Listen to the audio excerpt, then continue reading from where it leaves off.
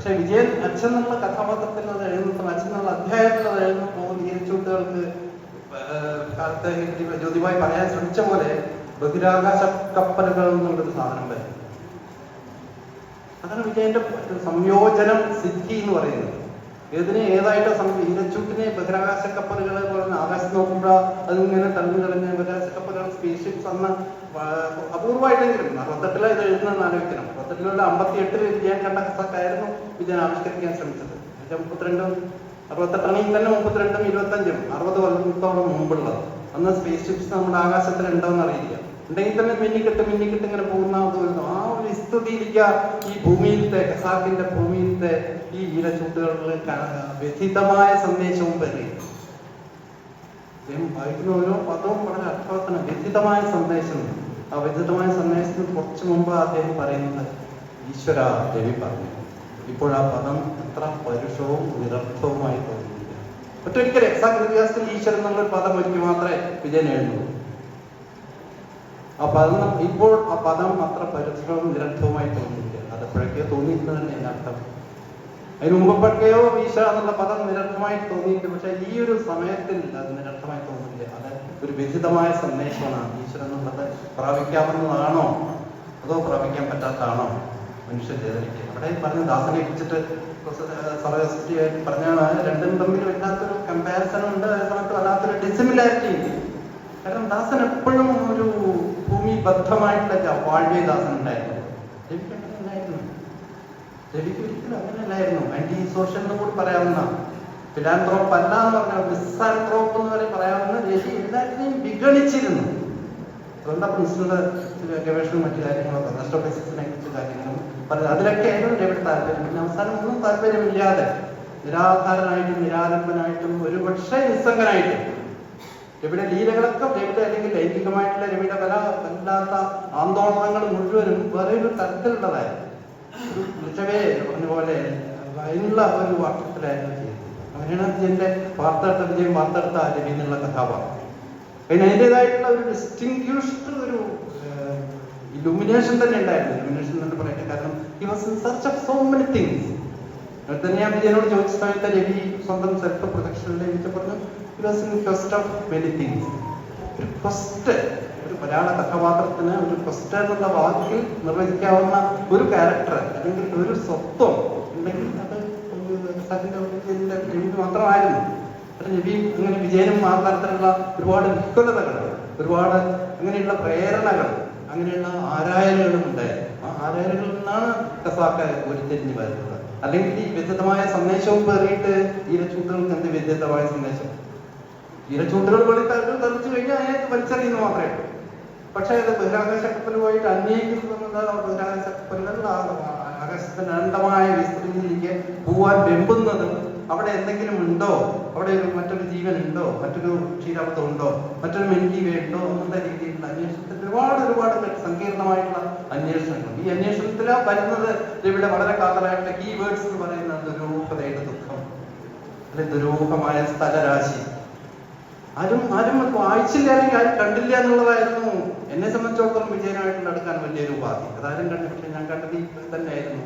അതുപോലെ തന്നെ ഇതിഹാസത്തിന്റെ ഒരു വാക്ക് ഖസാക്കിന്റെ ഇതിഹാസത്തിനെ കുറിച്ചിട്ട്, ഖസാക്കിന്റെ ഇതിഹാസത്തിന് എതിരായിട്ടുള്ള വന്ന ഒരുപാട് ആക്ഷേപങ്ങളെ കുറിച്ചിട്ടും ഒരുപാട് ആരോപണങ്ങളെ കുറിച്ചിട്ടും വളരെ നിർദ്ദയവനായിട്ട് മറുപടി പറയുന്ന പുസ്തകം ഇതിഹാസത്തിന്റെ ഇതിഹാസം.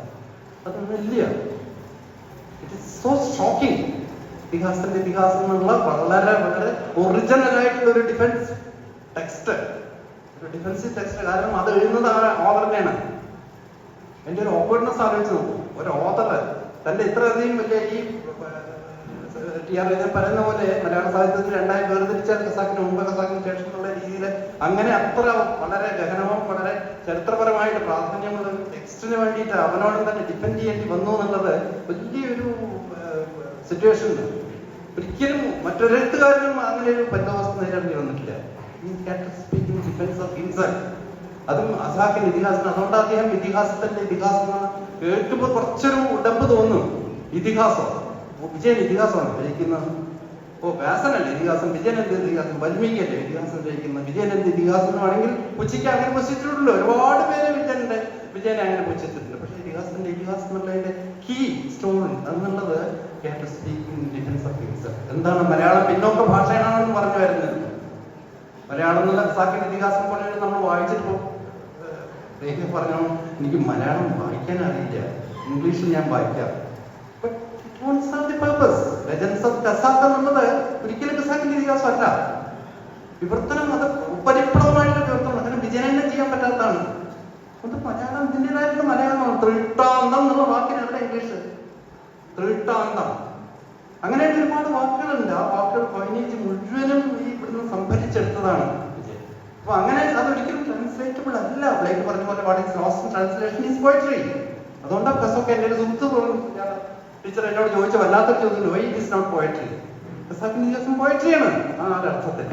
അപ്പൊ അത് പറഞ്ഞത് ഇങ്ങനെയുള്ള ഈ ഇതിന് അലിഗേഷൻസ് ബംഗർവാടിയായിട്ട് അസോസിയേറ്റ് ചെയ്തു, അലക്സാണ്ട്രിയ കോട്ടറ്റായിട്ട് അസോസിയേറ്റ് ചെയ്തു, അൽക്കാപ്പിന്റെ കാർട്ടൂൺ പരമ്പരയായിട്ട് അസോസിയേറ്റ് ചെയ്തു. ഇത് മൂന്നും തുടിച്ച് അല്ലെങ്കിൽ തെറിച്ചു പോകുന്നതാണ് ഖസാക്കിന്റെ ആത്മസത്ത.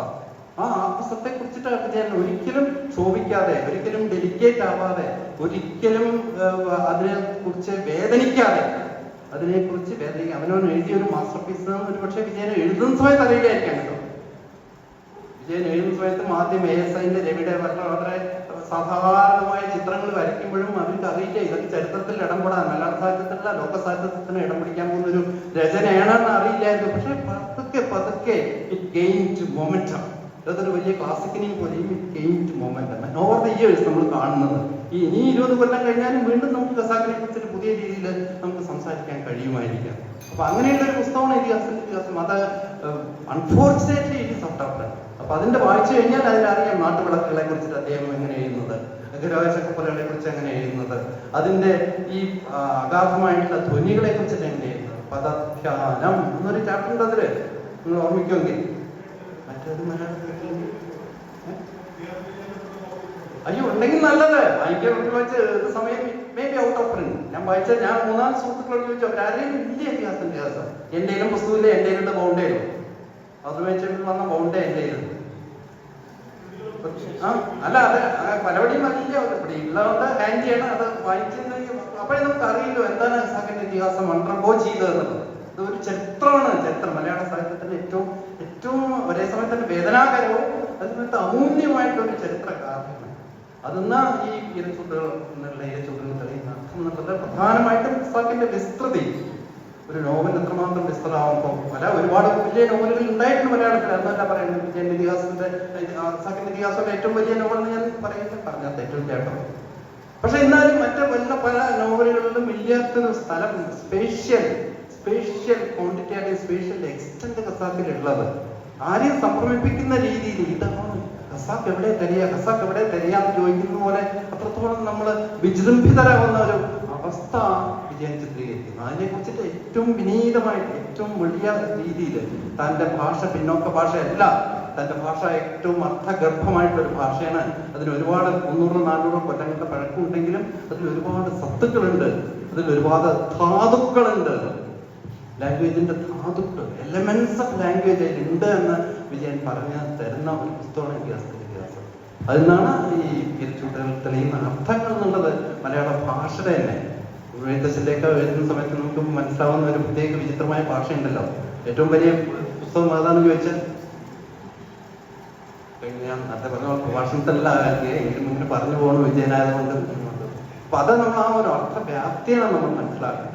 എല്ലാവർക്കും നമ്മൾ വീണ്ടും വിജയനെ ഓർമ്മിക്കാൻ ഇടവരും എന്നുള്ള കാര്യം തീർച്ചയായും പറഞ്ഞുകൊണ്ട് എന്റെ വാർത്ത